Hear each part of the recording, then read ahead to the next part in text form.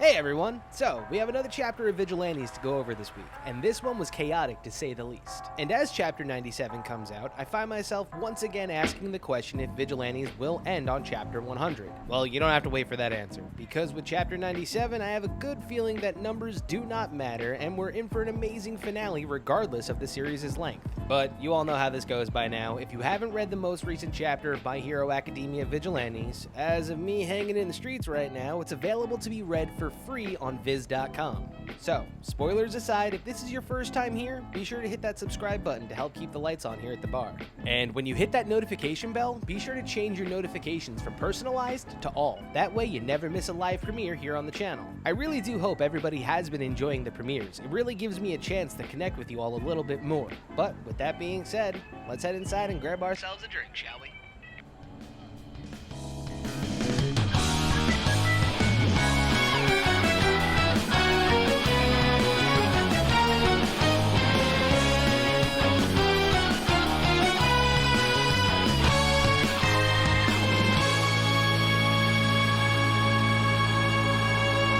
Welcome to the bar, everyone. So, chapter 97. This one was definitely one of the more livelier chapters of the new year, and it totally had to be. Chapter 96 upped the stakes dramatically. Mostly because at the end of chapter 96, we saw that Koichi is no longer messing around when it comes to the Vigilantes interfering with his investigation. So to start, he called in the turbo hero Ingenium. Now in chapter 97, we see how far Koichi has upped the ante, and the odds have become exceedingly stacked against Koichi. You know what? Let's just head over to the wall right now and I'll explain a little bit more about Koichi's response to the Vigilantes.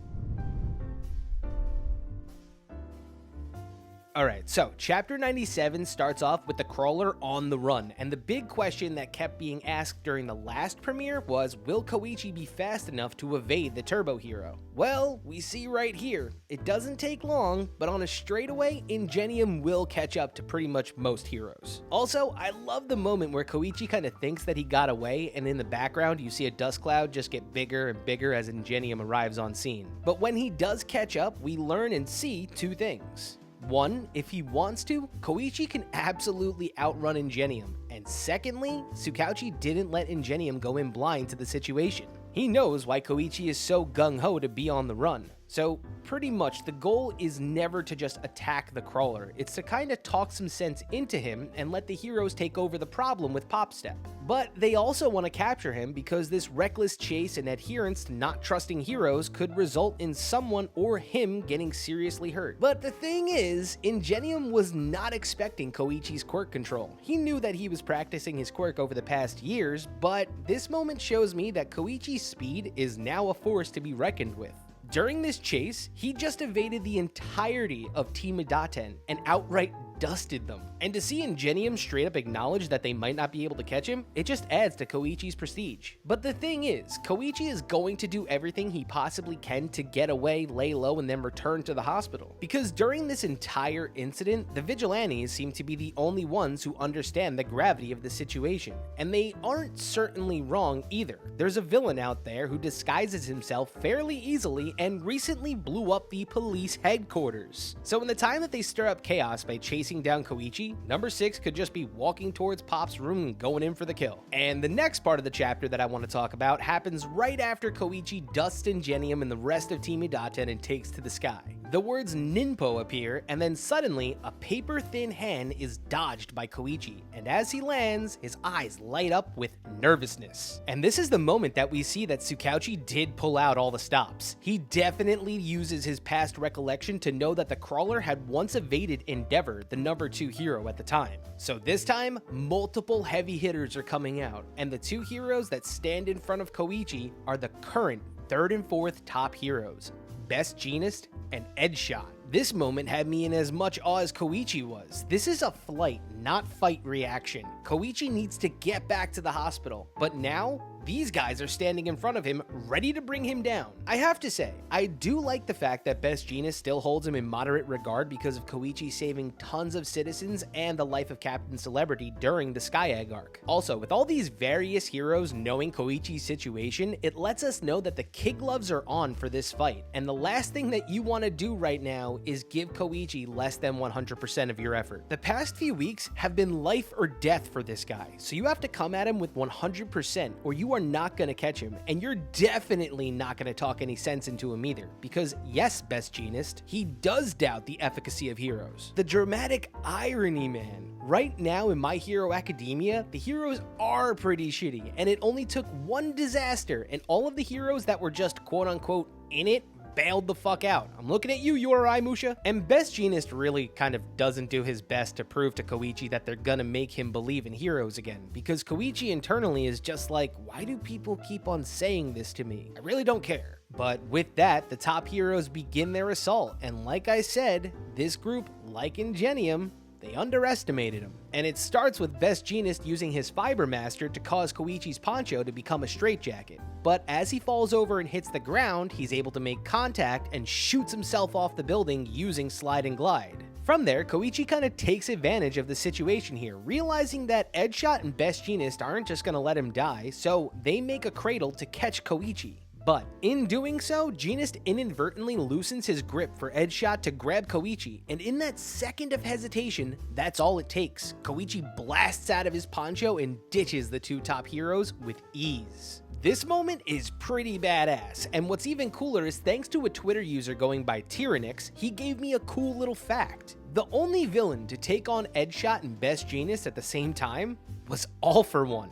That's an awesome fact. But the next part of the chapter is honestly something that we could have all seen coming, and in my past reviews, I said it was coming, but man, I'm excited to see this happen. Okay, so Koichi then hangs out on the walls of Naruhara until the sun begins to set, and then he goes to Slide and Glide back to the hospital, when a random voice then echoes out, and in a panic, Koichi shouts out to the monologuing hero, and we see who was standing there in the shadows. The Erasure hero, and the once hero of the forgotten town of Naruhara, Eraserhead. Firstly, let's digest the fact that Eraserhead is back, and secondly, that monologue where he says that he's the type of hero that deals with people like Koichi is so spot on, man. It makes me feel like he just knows everything going on the minute he steps foot within his old stomping grounds. And the closing of the book before he stands up, it just feels so Kakashi-like. I love it. And thirdly, Tsukauchi sent the one hero in the stable that knows Naruhara like the back of his hand. Eraserhead knew exactly where to sit and wait for Koichi to show up, and that monologue he gives, wow, it's cool, man. But it's up to interpretation whether or not he's gonna try to take down Koichi.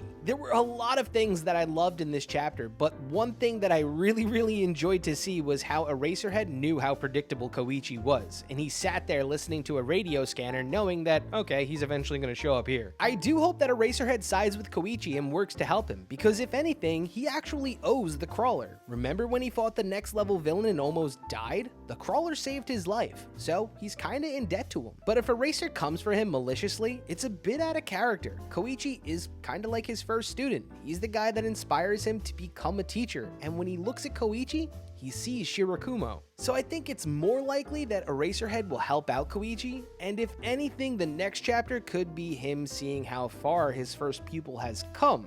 And after their brief little fight, they go inside the Hata Bros cafe to hide out, because we all know that they're fighting around the corner from it at this point. I mean, after all, Koichi did lead everybody back to the heart of Naruhara. And the reason why I even mention the cafe is for that good old French phrase that I brought up last year called mise en scène, which means everything within the scene. They illustrated the cafe, and the people holed up inside of it for a reason, mostly because they have every intention of bringing the citizens of Naruhara back into the fray for this situation. Eraserhead did kind of foreshadow his return back in chapter 65 when he said that he would be back. Also, in chapter 65, before it moves back to the present from the Aizawa flashback arc, he says to an old classmate when he defeats him that there's going to be people in your life that you meet that you can't take down with sheer force. That's Koichi. And I gotta say that this chapter was phenomenal in the way that they pushed their dramatic irony, knowing the current climate in My Hero Academia, being that heroes are looked at with absolute disdain, and regular people are just dealing out vigilante justice all across Japan because heroes are quitting and outright just sucking.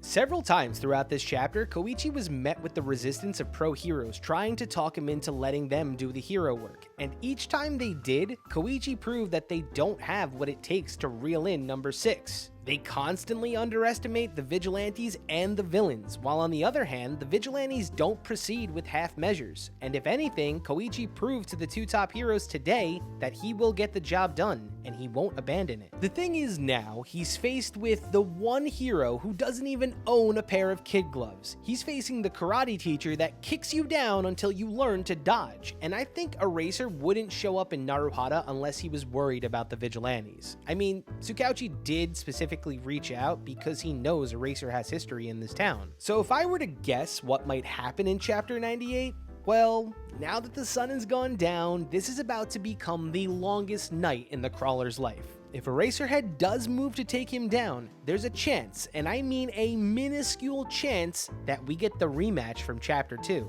Yeah, Knuckle Duster versus Eraserhead. I'm only saying that now because they've been foreshadowing Knuckle Duster's return for like the past 5 chapters. Koichi has been on the run for the entire day and he needs to cool off, so someone has to come to his aid or Eraserhead's gonna make short work of our hero. But I totally understand if Eraserhead ends up being the hero that shows sympathy because of their shared past experiences. But if he knows the situation, he definitely doesn't want Koichi to throw his life away for this. It's a hero's job to take down villains, and even he himself said that. And even though Koichi is very Naruto-ish, I've been waiting for the moment where Koichi just says he's had enough.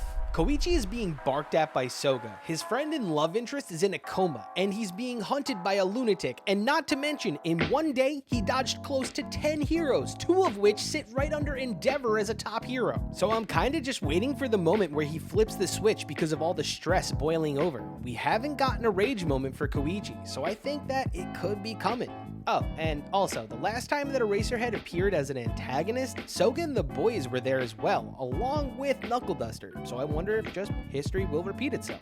All in all, this chapter was pretty damn good. I breezed through it so quickly to the point where I thought the chapter was relatively short, but it really wasn't. And I said it before, but I absolutely love the lines being drawn between the two stories right now. And if anything, Vigilantes is giving me the feeling that it's ready to cross over.